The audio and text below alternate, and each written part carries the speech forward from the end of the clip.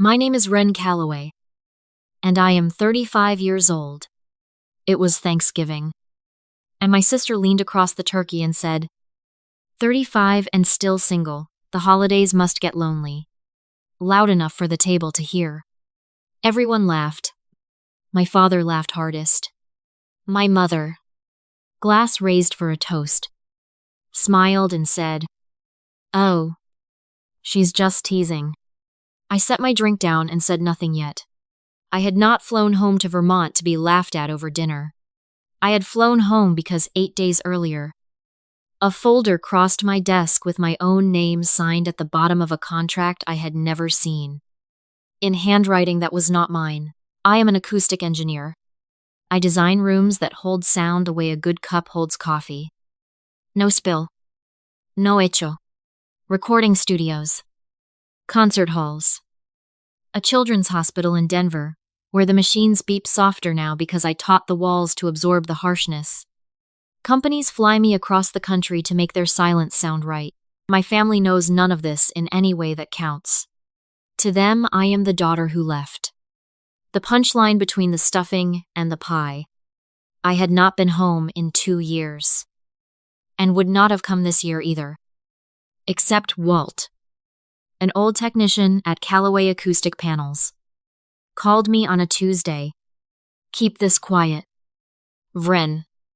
But they're closing a deal on the panel line. Big investors. Your dad keeps telling everyone the design is clean. All signed over. All in the family." He paused, "But I never saw you sign anything." "Did you?" I hadn't. So I booked the flight. Not for the turkey, but for a sentence in a document I needed to see with my own eyes. My sister Paige runs marketing for the company, which mostly means deciding which version of a story people are allowed to hear. Some of us made choices, she said, spearing a green bean. Some of us built things. My father spread his hands like a benediction. This family built something real. 40 years of the Calloway name on that building. The name comes first. My mother murmured, "Let's not make the meal about all that." Which is what she says whenever anything true tries to get up off the floor. I felt the old pull to shrink, the way I had for 15 years. Instead, I set my glass down gently. The way you set down something you're finally done carrying. "Don't worry about me," I said. "I've been married for a long time." The table went vacuum sealed. "You're what Paige said."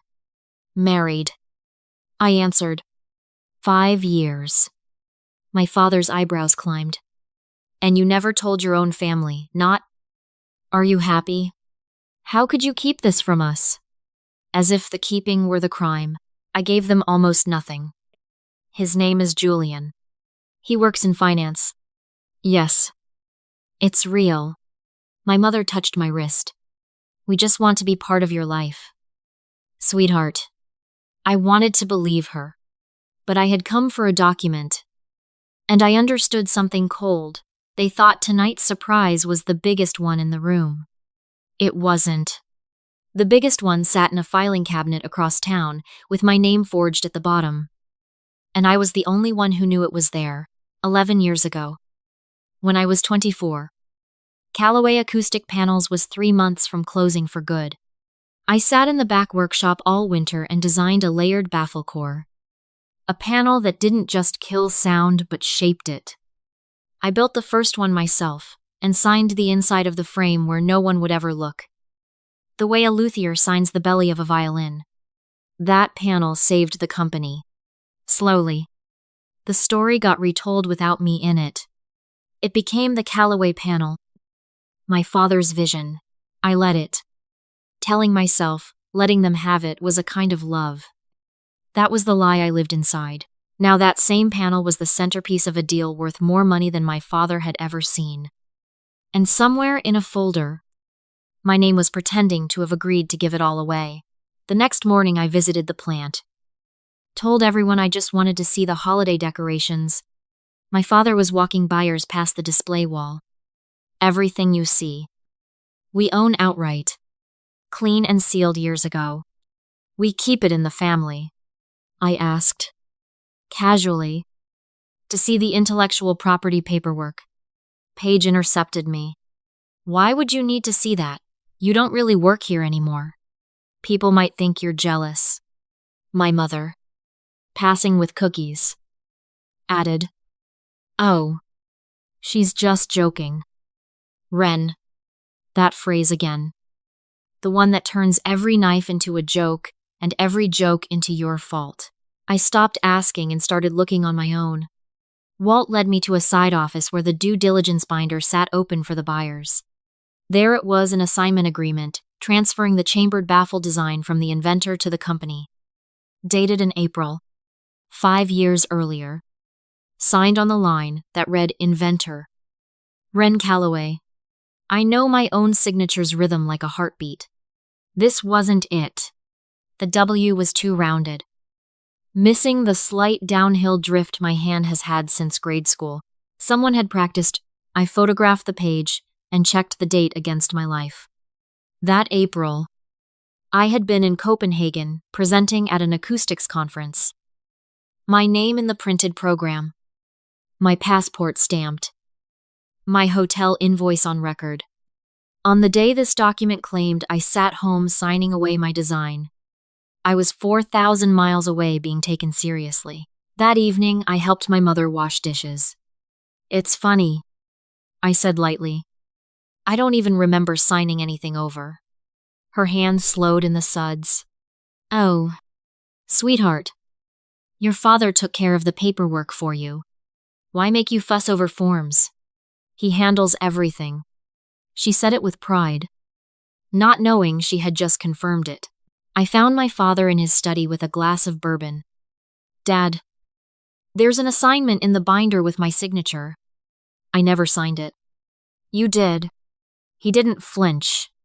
So you found it, he said, almost proud. You built that panel under this roof. With Calloway tools. That's not stealing. That's a father cleaning up after his kid. That's forgery, I said quietly. He waved the glass. Family isn't a crime. My father did the same to me. First panel line I ever drew. He put the company's name on it and mine nowhere. I cried about it for a year. Then I understood. You feed the name. And the name feeds you. I did you a kindness. He believed every word. That was the worst part. I told him I wanted my name off the deal. That the assignment was void. The warmth drained from the room. Do you understand how many jobs are riding on that panel line, Walt? The whole floor. Your mother's retirement. If you blow this up over your pride, that's not me destroying this family. That's you. The oldest tool in the house. Sliding into my hands whether I wanted it or not. Make yourself small so the room can stay smooth. I drove to the plant that night. In the lobby, under a spotlight, hangs panel number 1. The original, with a brass plaque reading the Calloway panel. My father's name as founder. Mine nowhere. I lifted the frame and turned it over. On the back, in small block letters, still said what I'd written 11 years earlier. C. The room where you can finally hear yourself think. I said it out loud. To no one. Forgiveness isn't a signature. Sitting in the rental car, I almost called Julian. A partner at an investment fund. A man who could make this whole deal evaporate with one phone call. Or swap in and buy my family's gratitude forever. I could have made myself the hero. I put the phone in the cup holder instead. Using him to erase this would have made me exactly what my father was. Someone who buries a problem of truth under power. The next morning I called Rachel, an intellectual property attorney I trusted. If you didn't sign it, she said, that assignment is void. Not weak. Void. You still own the design. When the buyers ask you to confirm the chain of title, you'll either have to ratify the lie or tell the truth. The forgery itself is a criminal matter here in Vermont. But that part isn't yours to prosecute. That part just is. The power in that room had never been Julian's money or my family's name. It was a single signature I had not given and would not give. They could tell something had shifted. My mother started hovering. "Whatever you and your father are tangled up about," she said on the porch, "let's keep it in the family. We don't air these things. Keep it in the family." The grown-up version of "she's just joking." Paige brought me tea I hadn't asked for. "You know I love you. Right? However things shake out." She had never said that to me sober. They had smelled the danger, and the whole house was rearranging itself to fold me back in. My father called a family meeting before the closing. He slid a fresh assignment across the table. Dated that week. Pen resting on top. "All you have to do is sign what you would have signed anyway. No mess. Just family taking care of family." I said I needed to think, and took the page with me. That afternoon, Paige discovered exactly who Julian was. She found me in the guest room. The mockery gone, replaced by calculation and hope. "Your husband. Do you know who he is? This changes everything." I watched 35 years of the family story about me dissolve and reassemble. I wasn't the punchline anymore. I was the exit. By evening, the whole family knew. And they made the ask and relay so no one had to own the whole shape of it. Couldn't Julian make an introduction? Put in some of his own money. "You have this incredible resource," my father said. "And you'd let the family sink rather than make one call. The name comes first. Gren. And right now, the name needs you." It had never meant the family protects its own. It meant the family uses whoever it has to. For 15 years, the name used me by making me a joke. Now it would use me by making me a savior. I did call Julian that night, standing in the cold backyard under the holiday lights, and told him everything. "What do you want to do?" he asked. Not "what should we do?" I told him I wanted to tell the truth. "If our fund has any connection to this buyer," he said, "the second your name's on anything, I have to recuse myself." I said, "Good. That's exactly right." My family's instinct was to use every relationship as leverage. My husband's instinct was to step back, the moment his presence could bend the table. I stayed up that night writing a short, factual letter to the buyer's counsel. No anger in it. I am the inventor of the chambered baffle design. I did not sign the April assignment. I was in Copenhagen, and I can prove it. I do not ratify that assignment now. I hold the rights. I signed it with my real signature and sealed the envelope, knowing what it would cost. Walt might lose his job. My mother's retirement might shrink. The Callaway name might come off the building. I put my hand on the envelope in the dark and did not take it away. My mother came to me before dawn and made her last appeal. "You've always been our strong one. The one who could hold the family up without complaining. Don't become the one who breaks it. Please sign the paper." I held her hand. "Mom, I forgive him. I forgive all of you. But forgiveness isn't a signature." She didn't understand. The closing was set for 10 the next morning. I walked in with my own envelope and sat without being offered a seat. The accountant looked up. "Before we finalize the transfer, we need the inventor to confirm the assignment on record. Standard for the chain of title. Is the inventor available?" Every head turned toward me. My father slid the fresh assignment across the glass. Pen on top. "That's my daughter. Ren. The inventor. Go ahead." "Sweetheart." I set the pen down and slid it back an inch. "I'm not confirming it, because I never signed it." I laid out the dates. Copenhagen, the passport stamp, and placed my statement where the buyer's counsel could reach it. "I'm the inventor. I never assigned this design, and I won't ratify it to make this deal easier." My father's face did something I had never seen it do in 35 years.